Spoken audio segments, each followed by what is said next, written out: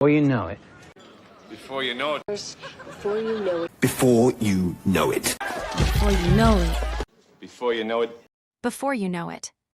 Meaning, very soon. Use. We say this when something will happen sooner than you think. I didn't mean to interrupt. I didn't mean to interrupt. I didn't mean to interrupt. I didn't mean to interrupt. I didn't mean to interrupt. I didn't mean to interrupt. I didn't mean to interrupt. Meaning, sorry for interrupting. Use. We say this when we interrupt someone by mistake. Doesn't that sound great? Dad, I'm not. Doesn't that sound great? Doesn't that sound great? Sound great? Doesn't that sound great? Doesn't that sound great?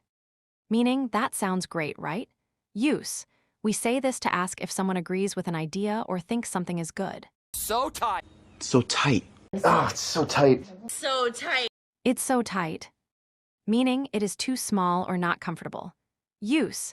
We say this when something is very tight and doesn't fit well. Not good. That's not good. That's not good. It's not good. That's not good. Meaning, that is not okay. Use. We say this when something is bad or not acceptable.